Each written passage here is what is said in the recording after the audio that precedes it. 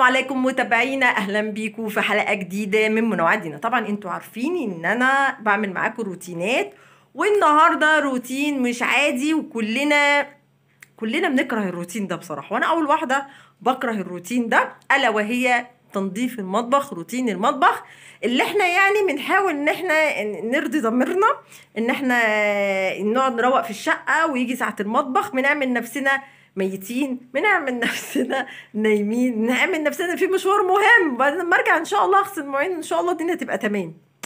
بس انا هقول لكم بقى على حاجه ان انتوا تعملوها علشان تحافظوا على الروتين اللي هو كل يوم اللي ما بيخلصش ده، ما يعلم بالله ربنا. ان انت بقى تجيبي اغنيه كده تدندنيها بقى جنبك كده، يعني تعملي اغنيه وانا عن نفسي اقول لكم انا بعمل ايه. انا بدخل بصراحه، يعني ربنا يسامحني، انا بدخل بدندن واقعد اغني، تمام. فالناس طبعا الجيران بيسمعوا صوت دينا يقول لي بس كده دينا دخلت المطبخ. لا مش بصوتي بس، كمان حلل تقع بقى، كوبايات تقع تتكسر، بس كده يا دينا. معلش يا جماعه، تلاقي بقى ناس جايه يقولوا هو في ايه اللي بيحصل، يقولوا معلش اصل دينا في المطبخ. ده الموضوع ده انا اللي بعمله، ويعني والذنبي بعمل ذنب لوحدي، بس ان انا بغني عشان لما اجي بغني يعني افتح اغنيه، يعني انشر فسادي، يعني يبقى الذنب ذنبين، اخلي الراجل اللي بيغني يشيل ذنب وانا كمان اشيل ذنب. لا لما ازيل الذنب لوحدي، يعني انت دندني احسن، صوتك حلو وحش، المهم ان انت تغني عشان تخلصي الطبقين اللي في الحوض، تمام. بالنسبه بقى الناس اللي بتفتح اغاني بيقولك لا انا ما بحبش اغسل الطبق مواعين، انا ما افتح ام كلثوم ومش عارف ايه. يا جماعه انتوا كده بتعذبوها في قبرها، يا جماعه بتعذبوها غنوها انتوا، غنوها حلو وحش، المهم تغني عشان تنسي الهم اللي قدامنا ده. فيلا بينا بقى، بس اول حاجه هنعملها ان احنا نشرب كوبايه قهوه. تشربي كوبايه قهوه، تشربي كوبايه قهوه. يلا بينا. فين المنظر البشع اللي احنا شايفينه ده؟ شايفينه؟ ها طبعا احنا كل يوم، مش انا لوحدي بالمنظر ده اللي كل يوم بنشوفه، ومفيش فايده مهما نروق ومهما نعمل، المنظر البشع ده كل يوم بنشوفه. كل اللي اقوله منه له هقول ايه غير كده؟ بس يلا بقى عشان نشوف هنعمل ايه. انا في المطبخ دلوقتي، فكراكيب بقى تقع وحاجات، بصوا فهي دي طبيعتي لما ادخل المطبخ اي حاجه بتقع. فانا هنا حوالين الحوض كنت بلم المواعين اللي كانت تتصفى، علشان دي اهم حاجه بنات، تلموا الحاجه الاول اللي حوالين الحوض قبل ما تغسلي المواعين. هوريكم حاجه دلوقتي، قصه. بصوا انا لقيت هنا نص جنيه، كنت فرحانه قوي بسبب الغلا اللي احنا فيه، فكرتني بقصه. هقول لكم القصه دي. كان جدي الله يرحمه كان بيقول لنا حدوته دايما، كان بيقول كان في ست عجوزه كل ما تكنس تلاقي مليم ده كان زي نص جنيه زي دلوقتي اهو. بص انا بروق اهو ولقيت نص جنيه، عقبال يا رب ما كل ما اروق الاقي نص جنيه. المهم جده بيقول الله يرحمه ان الست اللي هي العجوزه كل ما تكنس تلاقي مليم، لحد ما جمعت فلوس كتيرة قوي، وراحت حوشت المليم على مليم، لحد في الاخر لما جه الحرامي خد المليمات دي كلها والفلوس دي كلها. العبرة من القصة ان انت مهما تحوشي ومهما تشيلي فلوس هتتصرف. انا بقى هنا بوريكم ان انا بعد ما مسحت بقى بمكسيل ده حلو قوي، هبقى اوريكم شكله لونه اورنج كده، انا بحب انضف بيه. ورجعت هنا الديكور كان هنا اهو، بصوا هو ده المكسيل، وبيدي لمعان حلو قوي جميل، وريحته زي ريحه البرتقال كده. هي منتجات مكسيل كلها حلوه بصراحه، يعني انا بحبها اكتر للمطابخ. انا بقى قلت بقى اسليكوا، علشان عايزه اقول لكم ان المطبخ هنا قعدت فيه ساعه. انتوا عارفين المطبخ بياخد ساعه، انا قعدت فيه ساعه علشان يعني يعمل نتيجه كويسه. بصوا ده كان الرخامه الاولانيه، طبعا انا مجزئه الاول الجزء الاولاني، وتعالوا بقى شوفوا المنظر البشع ده. بلم برضو حوالين الحوض عشان اغسل المواعين. طبعا انا بوريكم الحقيقه المؤلمه اللي موجوده في كل بيت، وربنا يقوينا دايما كده محطوطين، يعني المواعين دي اللي ما بتخلص. بدات هنا طبعا المفروض ان انا البس جوانتي، بس انا لا، قلت بقى نعيش عيشه اهلنا يعني، او نعمل بايدينا يعني. انا جوانتي معلقه زينه، انا حاولت ان انا البسه، مش عارفه اغسل مواعين بيه والله يا بنات، مش عارفه مع انه والله خفيف وجايباه يعني من ايكيا والدنيا حلوه وغالي وكل حاجه، بس مش عارفه، انا قلت لا عيش عيشه ما بديهاش بقى. فغسلت بيتي. انا ساعات ممكن البسه لما باجي انضف البوتاجاز، علشان بنحط حاجات كده، ممكن نحط بتاع الدهون ده فبيبوظ ايدينا، وبرستيجنا بيبقى شكله وحش وايدينا بتبقى شكله، فنضطر ان احنا نلبس الجوانت الليموني اللي انتوا شايفينه ده. هنا بقى ايه، قلت اغسل البتاع بتاعت الصابون الاول علشان احط فيها الصابون، والعليقه بتاع الاسبونج اللي بغسل بيها المواعين. بغسلها الاول علشان ايه، انا هاخد منها الصابون وابدا بقى ايه الموضوع اللي قدامكم ده. بس كده طبعا بصابون. طبعا مش هقول لكم انتوا شاطرين، بس انا عايزاكم تشتركوا معايا وتشوفوا المنظر البشع اللي الستات المصريه كل يوم فيه. والموضوع ده اصلا بيبقى موجود لما يكون انت بتعملي الاكل يعني الاكل هو اللي بيعمل كده. انا هقول لكم على، في ناس كتير يقولوا طب انا هحافظ على المطبخ بتاعي ازاي يا دي، انا هقول لكم تعملوا ايه. اسمعوا بقى الكلام بقى بتاعي ده. المطبخ بالذات عايزه تنضفيه وما تغسليش منه كوبايه، جيبي دريفري. الدريفري هو بقى ايه اللي هيساعدك ان انت ما يبقاش عندك مواعين. لكن هيبقاش هتجيبي الدليفري، استحملي اللي هيحصل لك واغسلي بقى مواعين وعومي في العومه اللي ما يعلم بها الا ربنا ان انتوا شايفينها دي. بس انا بصراحه يعني برضو يعني انا بيجيلي يوم لما بيكون ربنا كرمني يعني الحمد لله بروح اجيب دليفري، بيبقى اسعد يوم في حياتي بصراحه، عشان ما بغسلش مواعين. لكن لما يكون بقى بغسل مواعين وكده، بيبقى بسبب ان انا كنت عامله اكل قبل كده. وربنا يقوينا جميعا.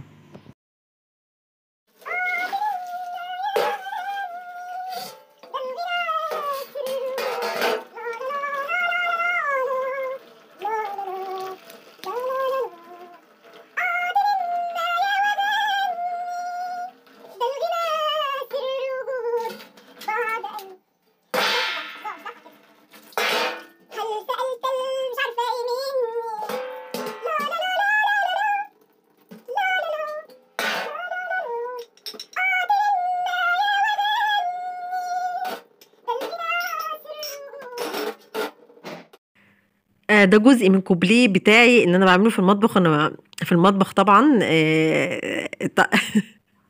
انا كنت بشيل الحاجات اللي على الحيطه عشان ايه اتزحلق في الحيطان. انا اجيب الصابون واغسل الحيطان حوالين في البوتاجاز وكده، عشان انتوا عارفين الحاجات بتطرطش. ايه رايكم بقى؟ ما حدش يكتب لي اي كومنت سلبي، انا مش هسمح ان حد يتكلم على صوتي ويقول عليه وحش. تمام؟ هو ده الصوت اللي المفروض نعمله في المطبخ واحنا بنغسل مواعين، عشان ننسى اللي احنا فيه. بعد ما غسلت بقى المواعين ومبسوطه بقى وفرحانه، قلت بقى ايه، اغسل بقى ايه الحيطان. عاملاها طبعا صابون بخل. بصي هتلاقوا اللمعان بقى، وهتلاقوا الشطاره والحلاوه، وهتلاقوا مفيش حد، عشان تعرفوا ان احنا الستات المصريه. بصوا يعني، بصوا اهو، بصوا السرعه. انا عايزه اقول لكم ان ده انا مسرعاه على فكره. مسرعاه عشان انا بصراحه كنت بقالي ساعه عماله اروق في المطبخ اللي كانش عايز يخلص ده، وكنت بقى عماله اغني. بس انا كتمت الصوت بقى عشان كفايه بقى، عشان انا مش عايزه اصدعكم. كفايه يا عيني الجيران مستحملينه مني بصراحه يعني. هنا بقى الدنيا بقى كانت تمام بقى، والحمد لله غسلت المواعين وربنا نفخ في صورتي واداني الصحه ولسه عايشه الحمد لله. قلت بقى ايه، لا الحمد لله انا لسه فيا نفس، يعني انا ما خلصتش يعني. فقلت الم الحاجه اللي على الحوض علشان ايه ابدا بقى ايه اغسلها، لاني انا بعملها بالاسبوع. انتوا عارفين ان انا طبعا ستي موظفه، وربنا يا رب يقوينا كلنا، فبعمل الحاجه مره في الاسبوع، بمسح الحاجات من تحت يعني. فلقيت ايه ان انا غسلت المواعين اللي انتوا شفتوها، اللي هي طبعا شكلها كان مخيف جدا. الحمد لله انا عدت يعني، ولقيت نفسي زي ما انا قلت لكم انا لسه فيها نفس. فقلت بقى ايه، طب انا لسه عايشه يعني، الم بقى الحاجه دي وابدا ان انا ايه انضف تحتيها في تراب، اي حاجه واقعه المعها بقى، عشان يبقى الواحد ضميره ما يجي ينام على المخده يحس ان هو مخلص في عمله واتقان يعني. يعني عملنا اللي عننا، برضو بناخد عليها ثواب والله. والله بصوا، اقول لكم على حاجه بجد من غير هزار بقى. من كان يؤمن بالله واليوم الآخر، الرسول صلى الله عليه وسلم من كان يؤمن بالله واليوم الآخر فليتقن عمله. فانا من الناس اللي انا عندي اتقان في العمل بطريقه الحمد لله بجد حقيقي مش هزار. فانتي بجد عشان مش عايزين نهزر بقى في الكلام ده عشان ما فيهوش هزار.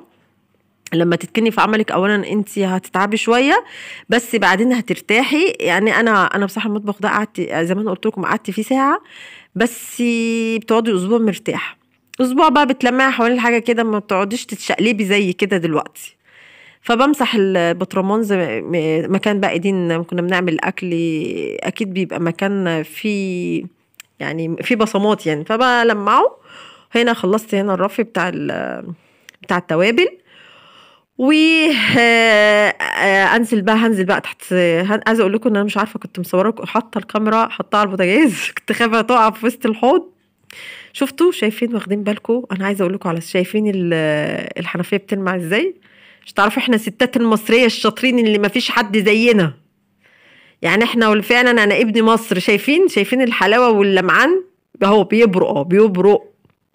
جبت البتاع بقى هنا الماكسيل ده حلو بصراحة، وحلو بتنظيف البوتاجاز والرخام، يعني بصراحة جميل يعني. انا عمالة ادعك بقى وعندي ضمير زي ما انتوا شايفين كده وهجيب بقى الطبق ده عشان انا كان عندي زي خرطوم انتوا كنتوا شايفينه، بس الحمد لله الله يرحمه مات يعني. فجبت الطبق مليت ميه عشان عايزه اغسل الرخام، علشان ايه؟ انضف بقى ايه تحت اي حاجه كانت تحتيها. ويا رب تكونوا شايفين كويس. انا بصراحه حاولت ان انا اجيب لكم التصوير يعني على قد ما اقدر، وكنت خايفه على الموبايل بتاعي يقع في الحوض في الميه ويبقى الله يرحمه يعني. بعد ما رميت الميه، شايفين المساحه دي كانت مساحه ازاز، فبصراحه فكره ان انا عندي رخام زي ما انتوا شايفينه كده عامل زي سلم، فقلت طب وليه يا بنتي يا دينا ما ينفعش تجيبيه وتمسحي بيه؟ بصراحه يعني انا بقول مش للازاز بس، بيتعمل لرخام، عجبتني الفكره دي بصراحه. بس انا اكتشفت ان في ناس بتعملها، بس هي حلوه بالنسبه لي انا حلوه علشان خاطر زي ما انتوا شايفين كده، انا الرخامه بتاعتي عاملاها على شكل درجات يعني. فلما بعمل بالمساحه اللي انا جايباها دي، المفروض تبقى الازاز، نفعني جدا للرخام بجد. هنا بقى لمعت بقى اذا كنت بالفوطه البيضه اللي هناك دي ونشفتها كويس، وجبت بقى ابدا بقى اعمل الديكور بقى يا جدعان، وامسح بقى الحاجه ان مكانها طبعا ال بتاع اللي هي اللون الاورنج اللي هناك اللي هو مكسيل ده. انا كنت رشه فيه بس مش عارفه الفيديو ده راح فين، بس مش عايزه اطول عليكم. ورجعت كل حاجه مكانها بعد ما ما مسحت كويس جدا ونشفت، عشان خاطر ما ينفعش تحطي كده على ميه يعني. بصوا انا بس ما كنتش هطول عليكم، حطيت بقى الديكور بتاع شايفين شفتوا، عشان تعرفوا ان احنا بس ستات مصريه ما فيش زينا. عامله الديكور اهو، بس انت بقى انا عندي بس الرخامه عندي صغيره فمش كبيره، فتحسوا ان هي واخده حاجات كتير، بس هي عشان انا رخامتي صغيره. فعامله هنا للسكاكين لوحدها. دي كانت هي والبامبا اللي جنبها دي كانت حاجه واحده، بس كانت كل شويه اشيل الدرج واغسله عشان ما يعملش ريحه، ففصلتهم وخليتها بقى تتصفى كده من غير اي درج يعني. انا شلت الدرج الطبق اللي هو تحتيه وفصلتهم عن بعض. هنا بقى رحت ناحيه البوتاجاز، وكان نفس المكسيل اللي هو الاورنج اللي هو بتاع مزيل الدهون، وقلت بقى انضف بيه البوتاجاز. ما انا برضو مش معقوله، انتوا هتقولي لي يا دينا انت طولت الفيديو، بس انا هعمل ايه يا خواتي؟ والله اعمل هو المطبخ كده يعني لازم تمسكي حته حته يعني، وخصوصا ان انا النهارده الروتين بتاع المطبخ.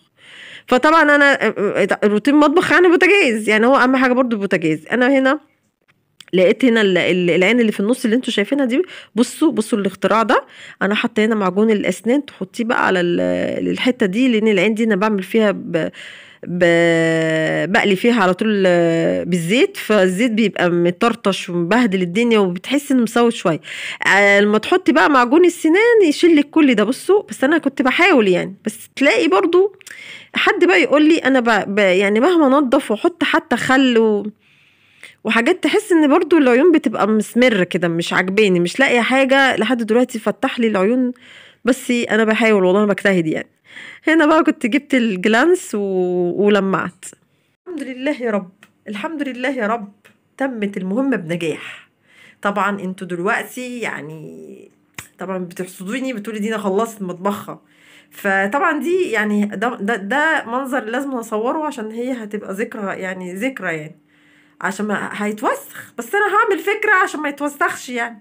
انا هعمل حاجة علشان محدش يقرب من المطبخ ده وتنين نضيف كده.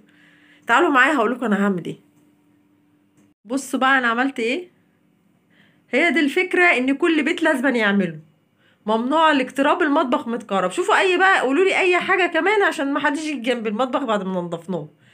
بصوا يعني هي دي الفكره. انا كان على عيالي هم هيصدقوني، هقول لهم المطبخ مش هيجوا جنب المطبخ خالص. المشكله في الحاج اللي عندي، اعمل فيه ايه؟ اعمل فيه ايه؟ مشكلته في البوتاجاز. مشكلته في البوتاجاز، يعني هو بيعمل قهوه يقعدوا يفوروهولي. طب قولوا لي اكتب ايه طيب؟ يعني يا ريت تكتبوا لي في الكومنتات. يلا اعملوا بقى الحركه دي وربنا معاكم، واشوفكم على خير، والسلام عليكم ورحمه الله وبركاته.